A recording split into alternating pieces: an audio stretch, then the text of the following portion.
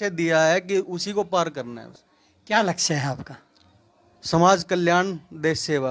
देखिए, मैं अति कट्टर हिंदूवादी हूँ। अगर बात हिंदूवाद की है, यदि मेरे धर्म पे उंगली उठेगी ना तो मैं वो उंगली काटने की क्षमता रखता हूँ। कर्म वो है जो हम धर्म में रह करके करें, जो भगवान श्री कृष्ण ने हमें उपदेश दिया है। हम सब जातिवाद को छोड़ करके एक होकर अपने सनातन धर्म के लिए कार्य करें। राम राम जी सारे ने। मैं रणबीर धनखड़ जो हैं भाई बरवाड़ा के अंदर, और अपने साथ में हैं रुद्रनाथ जी। SD भारद्वाज से रुद्रनाथ बनने तक की कहानी, एक युवक का संघर्ष, किस तरह से एक ICL खेलने वाला क्रिकेटर जिसने इंजुमाम हक, ब्रायन लारा और भारत के धुरंधर बल्लेबाज वीरेंद्र सहवाग को ICL, जो भी जिन भाइयों ने बेरा होगा, जिसको रद्द कर दिया गया था, कपिल देव ने बनाई थी, खेले थे, इन खिलाड़ियों को इन भाई ने आउट किया था। किस तरह से इन्होंने क्रिकेट को छोड़ा राजनीतिकरण के कारण। उसके बाद कुछ दिन सेना में सेवाएं दी। फिर एक ब्राह्मण समाज का आज से 7 साल पहले यंग चेहरा, जिसने ब्राह्मण समाज के लिए अपना बहुमूल्य समय दिया, योगदान दिया, SD भारद्वाज से कैसे रुद्रनाथ आज बन गए। राम राम सभी हरियाणा वासियों को और आपके चैनल से जुड़े हुए सभी दर्शकों को ओम नमो नारायण, जय श्री राम। एक चीज मैंने पूछना था कि नाथ संप्रदाय के अंदर तो आदेश बोलते हैं, आप नमो नारायण का उपयोग क्यों किया? देखिए, नमो नारायण का उपयोग हरिहर, पहली बात तो ये एक भ्रांति है। हरिहर एक दूसरे से अलग नहीं है। आप शिव को ध्याओगे आपको हरि मिल जाएंगे, और आप हरि को ध्याओगे तो आपको शिव मिल जाएंगे। एक वो मोखरा वाली साधवी देखी थी मैंने, वो तो कोई भी अगर यूट्यूबर मेरा जैसा जाता था, आदेश, और कोई भी और जो नाथ संप्रदाय से जुड़े हैं, मैंने उन भाइयों को देखा, वो भी यही बोलते हैं कि आदेश, और आपने आदेश के बजाय। देखिए, मैं आदेश किसको बोलूँगा? या तो मेरे पंथ के हों या मेरे गुरु हों, ठीक है। आदेश मैं उनको करूँगा, या मेरी शक्तियाँ जिनको मैं मानता हूँ, आदेश मैं उनको लगाऊंगा। जो मेरे देशवासी हैं उनके लिए मैं जय श्री राम का नारा दूंगा, ओम नमो नारायण बोलूँगा, जय माता की बोलूँगा। मैंने आपके काफ़ी इंटरव्यू देखे हैं, और मैंने आपके पास आने से पहले आपके हिस्ट्री को मैंने खंगालने की कोशिश की थी। एक किस तरह से ICL का क्रिकेटर क्रिकेट को छोड़ करके आज सन्यासी बन गया। देखिए, सब विधिवत होता है। भगवान ईश्वर महादेव पहले से ही हमारा जो है भाग्य लिख देते हैं, किंतु कर्म हमारे हाथ में होता है, और कुछ परिस्थितियां होती हैं जो हमें मजबूरियों में ढलना पड़ता है। मजबूरियां जो हैं हमें उनमें खींच लाती हैं। तो ऐसा ही कुछ मेरे साथ भी हुआ कि मेरे को ये सब छोड़ करके, देखो वो भी देश सेवा थी। शायद आपका अंडर-19 में सिलेक्शन हो गया था BCCI के द्वारा। देखिए, वो एक दुखद कहानी है, तो मैं उस विषय में ज़्यादा नहीं बोलना चाहूँगा। मैं अपनी साधना के बारे में या जो भी मैं आज हूँ। क्या सत्य है कि आपका अंडर-19 में सिलेक्शन हुआ था? देखिए, सब सत्य है, आपके सामने तथ्य हैं, आप देख सकते हैं, आपने सभी कुछ देखा है। और अब उन चीज़ों का मैं जिक्र नहीं करना चाहता जो चुभन हो दिल में। एक ब्राह्मण समाज का एक उबलता हुआ चेहरा, जिसको अति जाति, एक जातिवादी होता है, एक बंदा होता है अति जातिवादी, जिसके अंदर के जातिवाद के कीटाणु फूट फूट के भरे होते हैं। उसको सिर्फ एक अपनी जाति नजर आती है, उसको समाज नजर नहीं आता है, वो सिर्फ एक अपनी जाति के बारे में बोलता है। एक उबलता हुआ युवा चेहरा आज भगवान बाणे के अंदर बैठा हुआ है। खैर ये भी हिंदू धर्म का प्रतीक है, लेकिन आपने ये जातिवादी जो था ब्राह्मण समाज का, आपको शायद प्रदेशाध्यक्ष भी बना रखा था, आपने वो छोड़ करके आप ये समाज हित में आपने बाना डाल दिया। देखिए, 2015 में मेरे को राष्ट्रीय ब्राह्मण महासंघ का हरियाणा प्रदेश अध्यक्ष बनाया गया था, और मैंने अपने ब्राह्मण समाज की सेवा की। पहला आशीर्वाद मेरे को अपने ब्राह्मण समाज से ही मिला है। तो कुछ ऐसे लोग होते हैं, कुछ क्या कहूँ मैं, राजनीति को मैं जो है पूरी तरह से शुद्ध नहीं मानता। और जो अति जातिवादी हैं उनको? देखिए, सबकी अपनी अपनी सोच है, सबकी अपनी अपनी विचारधारा है, किंतु जब बात राष्ट्र की आए, जब धर्म की आए, हमें इकट्ठे हो जाना चाहिए। और ये सीख हमें इजराइल से ये लेनी चाहिए। धर्मवाद की और राष्ट्रवाद में क्या राजनीति में जाने का इरादा है? नहीं नहीं नहीं नहीं, राजनीति मैं पहले ही कई बार इंटरव्यू हुए हैं तो मैं मना कर चुका हूँ, मेरा राजनीति में जाने का कोई भी जो है मन नहीं है। किंतु मैं अपने राष्ट्र के लिए कार्य करता रहूँगा, चाहे मेरे को झुकाने की कोशिश की जाए, चाहे मेरे को दबाने की राजनीति आप मना करें। राजनीति की शुरुआत तो मैंने सुना आपने वाल्मीकि समाज की कोई पार्टी थी, उससे शुरुआत की थी। भारतीय सर्वोदय पार्टी में मैं जो है महासचिव के पद पे था, तो वो शुरुआत की बातें हैं। किंतु मैं अब तो आदमी शुरुआत होता है, बीच में विमुख हो जाता है, फिर आ जाता है। नहीं नहीं नहीं, ये कौन सा राजनीति चीज ही ऐसी है? तो जो गुरु ने लक्ष्य दिया है कि उसी को पार करना है बस। क्या लक्ष्य है आपका? समाज कल्याण, देश सेवा, राष्ट्रहित, राष्ट्रवाद। जो आजकल जो हिंदूवाद फैला हुआ है, कट्टर हिंदूवाद जिसको बोलते हैं, एक हिंदूवादी होना एक अच्छी बात है, लेकिन कट्टर हिंदूवादी होना आपने ये बाना डाल रखा, आप कितना इसको सही है गलत मानते हो? कट्टर हिंदूवादी बोला मैंने आपको। देखिए, मैं अति कट्टर हिंदूवादी हूँ। अगर बात हिंदूवाद की है तो मैं अति कट्टर हिंदूवादी हूँ। क्या अपने धर्म के लिए लड़ना, अपने धर्म का सम्मान के लिए, पहले जाति के लिए लड़ना वो ठीक नहीं है क्या? जब बात अब हम जाति से, किसी जाति से बिलोंग किए हैं तभी तो हम उस धर्म में आए हैं। अभी आप बोल रहे हो कि मैं तो भाई समाज के लिए काम कर रहा हूँ, जातिवादी शब्द मैंने छोड़ दिया, अभी मैं हिंदूवादी शब्द बात करने लगे। देखिए, सबका अपना अपना धर्म है, सबकी अपनी अपनी जाति है, सबको अपने अपने धर्म पे, अपने अपनी जाति पे गर्व करना चाहिए, सबको अधिकार है। किंतु इसका अर्थ ये तो नहीं है कि हम एक दूसरे की जाति या धर्म पे छींटाकशी करें। यदि मेरे धर्म पे उंगली उठेगी ना, तो मैं वो उंगली काटने की क्षमता रखता हूँ। अपने धर्म की, मेरे धर्म, हिंदू धर्म की यदि बात आती है तो मैं अति कट्टर हिंदूवादी हूँ। काफ़ी लोग इसी तरह से कट्टर हिंदूवाद की बात कर करके और भगवा बाणा पहन करके और राजनीति के अंदर उतर गई। क्या ये एक रास्ता है जाने का राजनीति में जाने का? अति होना।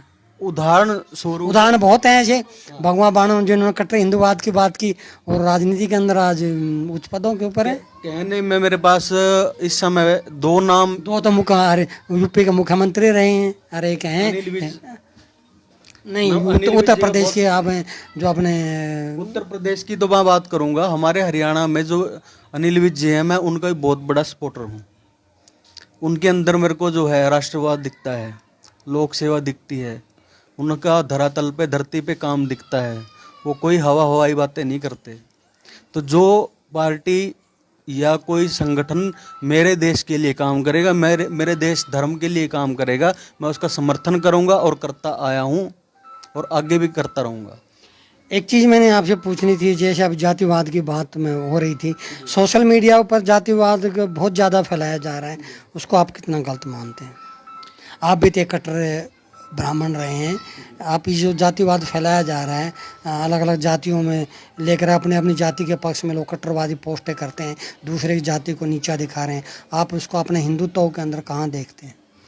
देखिए, जातिवाद हर धर्म में है, हर धर्म में है, किंतु हमारा हिंदू धर्म में ज़्यादा है। हिंदू धर्म का जो है, सिख धर्म में नहीं है, मुस्लिम धर्म में इतना नहीं है, हिंदू धर्म के अंदर बहुत जातिवादी। मैं सभी धर्मों की बात करता हूँ, किंतु हमारा दिखाया जाता है, उनके दिखाने का कलेजा नहीं है, उनके बारे में बोलने की हिम्मत नहीं है। हम में से निकले हैं सब, हम सब हिंदू हैं, हम सनातनी हैं, हम भारतीय हैं। हमें राष्ट्रवाद में एक होकर के और राष्ट्रवाद के लिए काम करना चाहिए। हम सब सनातन धर्म से निकले हुए हैं। आपने सनातन के बारे में अभी शब्द का इस्तेमाल किया, इसका आप शॉर्ट में इसका डेफिनेशन बताएंगे? सनातन पे बहुत रोड़ा मचा हुआ है। सनातन धर्म जो है ये खाली धर्म नहीं है, हम सनातन में जीते हैं और सनातन में ही मरते हैं। आपने शॉर्ट में पूछा, मैंने शॉर्ट में उत्तर दिया। हर व्यक्ति सनातन में पैदा होता है और सनातन में ही मरता है। चलो सर, ये तो हो गई राजनीति की बातें, आपके कैरियर की बातें। अभी आपका मुख्य उद्देश्य और आप पंथ के बारे में, आप कहाँ पे गद्दीशीन हैं और क्या क्या आपने, क्यों आप इस संप्रदाय के अंदर आए, वो चीज़ें थोड़ी विस्तार से आप हमारे दर्शकों को बता दें। देखिए, मैं क्यों आया इसके पीछे तो बहुत सारी कहानियाँ हैं, और मेरे परिवार से भी जो है ये पीढ़ी दर पीढ़ी चलता आया है।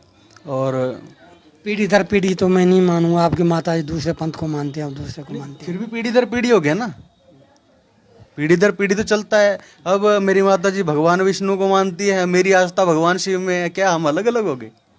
हमारी आस्था तो नहीं, आप नाथ संप्रदाय से हैं ना, ये बोला मैंने। नहीं, देखो, नाथ संप्रदाय गुरु गोरखनाथ से संबंधित है। नाथ संप्रदाय केवल गुरु गोरखनाथ जी से नहीं है। नाथ संप्रदाय तो सदा से रहा है। पहले नाथ हैं भगवान शिव शंकर भोलेनाथ, उसके बाद सब नाथ हुए हैं। उसके बाद सब कुछ पहले जो है तपस्वी, पहले योगी, सबसे बड़ा परिवार भगवान शिव का है। भगवान शिव ने वो लीलाएं रच के हमें दिखाया है कि किस किस रूप में हमें आगे जाके समाज कल्याण करना है। माँ भगवती ने हमें बताया है। माँ भगवती से बड़ी कोई भैरवी नहीं और भगवान शिव से बड़ा कोई भैरव नहीं। एक तीखा सा सवाल, आपकी माता जी हैं, वो भगवान विष्णु की पूजा करती हैं, आप शिव की पूजा करते हैं, आपके फिर ब्रह्मा की पूजा कौन करता है आपके परिवार में? देखिए, हम तो तीन तो देवता वहीं में अगर माना जाए तो सवाल तीखा जरूर है। नहीं नहीं नहीं नहीं नहीं, देखो, सनातन धर्म में जिन भी देवी देवताओं की पूजा होती है, हम सभी की पूजा करते हैं, सभी को मानते हैं, सबको हम हृदय में लेकर के चलते हैं। ऐसा नहीं है कि एकमात्र ब्रह्मा विष्णु महेश को ही हम मानते हैं या केवल हम उन्हीं का करते हैं। हम सभी देवी देवताओं को मानते हैं, हम माँ शक्ति को भी मानते हैं।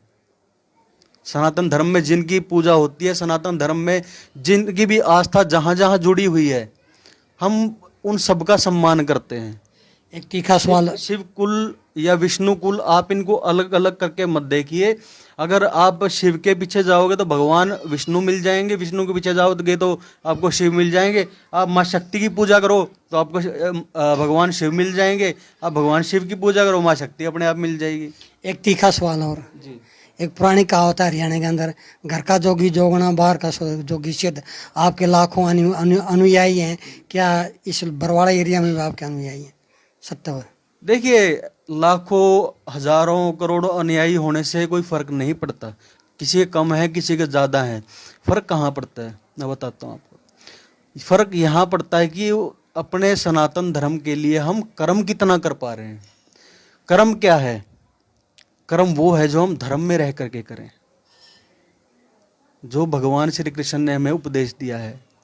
कर्म वो है जो हमारे धर्म में रह करके किया जाए। तो क्या होता है, कई बार कहते हैं दिए नीचे अंधेरा।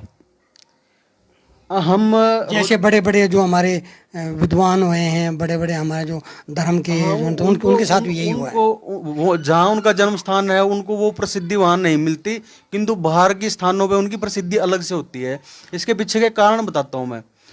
हम उदाहरण के तौर पे हम दो हैं, आप और मैं रोजाना मिलते हैं, तो हमारे लिए मुलाकात एक आम हो गई। धनखड़ एक उभरता हुआ और उभरा हुआ बहुत बड़ा चेहरा है, किंतु हम तो छोटा सा।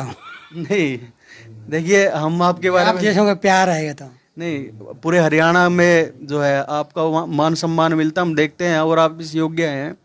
तो यदि हम रोजाना मुलाकात करते हैं तो हम एक दूसरे, लेकिन आपकी तरह मेरे लाखों अनुयायी नहीं है, मेरे 2-4 जानने वाले हैं। आप एक महान विभूति हैं, ये सत्य है। आपके लाखों अनुयायी भी हैं, आपके समर्थक भी हैं, आपके सपोर्टर भी हैं।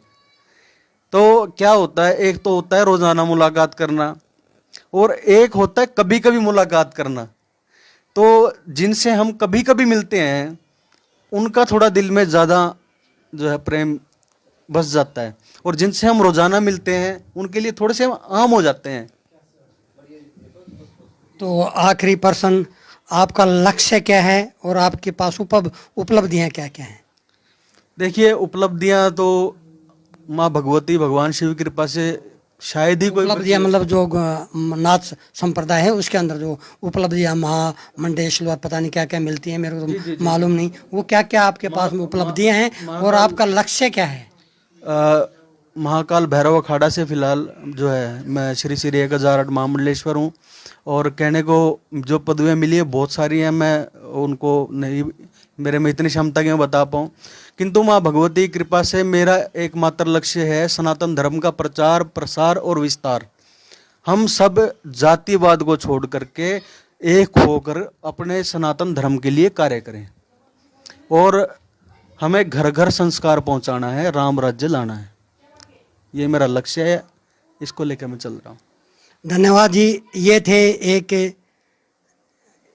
इंटरनेशनल क्रिकेटर, आर्मी में भी भाई सेवा दी है, और एक यूथ ब्राह्मण के एक उबलता हुआ चेहरा SD भारद्वाज, जो कि अभी रुद्रनाथ के नाम से जाना जाता है। एक छोटी सी मुलाकात वीडियो।